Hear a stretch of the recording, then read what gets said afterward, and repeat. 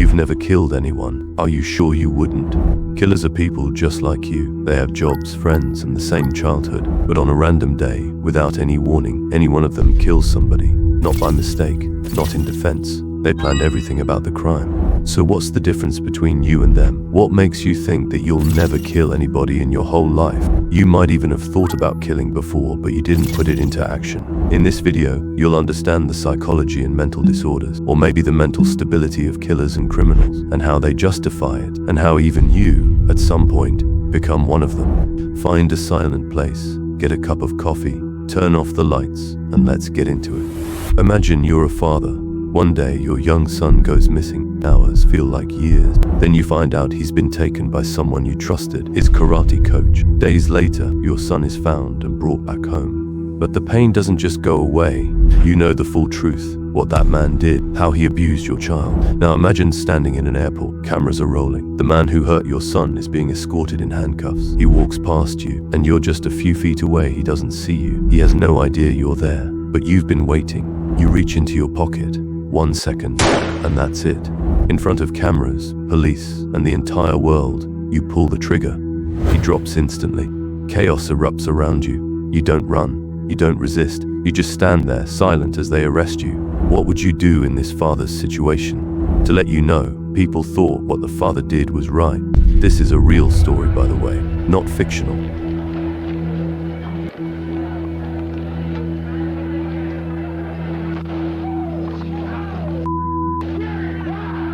And that brings us to the main point. Is the killer different from you? Most people imagine killers as monsters, born evil, mentally broken, or somehow fundamentally different. But what if the killer is someone shockingly normal? A person with a job, friends, childhood memories just like yours. They might even seem kind, polite, and even harmless. And yet, one day, something changes. Not always because of a traumatic event. Sometimes there's no obvious trigger, no warning signs, just a silent shift inside, a psychological buildup, anger, frustration, humiliation, all packed into a moment where one choice changes everything. In that moment, something terrifying happens. The brain starts detaching from the morality of the act. The killer doesn't always feel like they're committing a crime. They feel like they're doing what must be done, something justified, sometimes even something right. Some plan it for months, others decide in a single night. But across all types, there's a disturbing common thread. They don't think they're the villain. They see a reason, a logic, a purpose. And in that distorted logic, a killer is born, not because they lost their mind, but because they found a reason to justify the action. You'd think that killing someone makes you hated,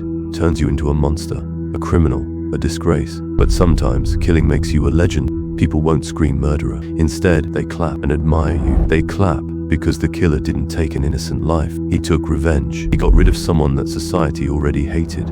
Let's go back to that airport father. He wasn't just understood by people. He was celebrated. Tens of thousands of letters were sent to support him. News channels called him a hero. People shook his hand in the street. Even in the court, where the sentence can't be based on emotions, they gave him a suspended sentence. He walked away free and was never taken to jail because people believed that he didn't do something wrong. He did something good for society. And that's not the only story. There's a long history of killers being turned into symbols. Symbols of justice, symbols of pain, symbols of rebellion. Think about Bernhard Goetz, the man who shot 4 black teenagers in a subway train in New York. He claimed self-defense, and the city was already tired of crime.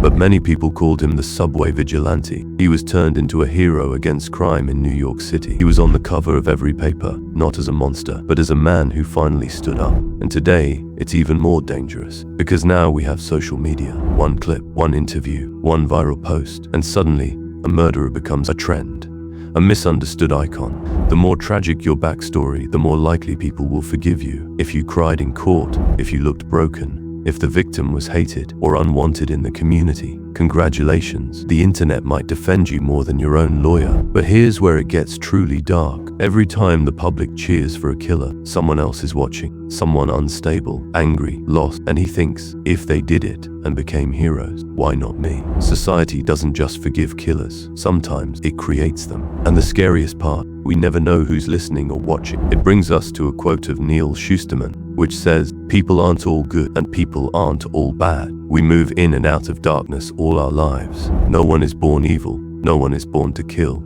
You're not as good as you think, and you're not as evil as you think. As long as you're living in a society that can justify killing and admire killers, watch out for yourself and be careful, because you can turn into a killer anytime if you can justify it. And when you know how to get pity from people who already forgiven killers in the past. We are not angels, we are human.